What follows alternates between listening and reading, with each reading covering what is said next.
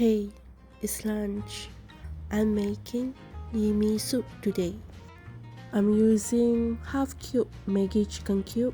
This is 600 ml water, 1 tablespoon oyster sauce, some white pepper, 2 fish sandwich, Fuzhuk, Yee Mee, Bak Choy, and cover.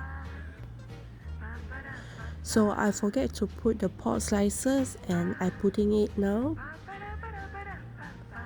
1 egg, cover, and it's done. Garnish with some chopped spring onions, fried shallots, and some shallot oil. And enjoy!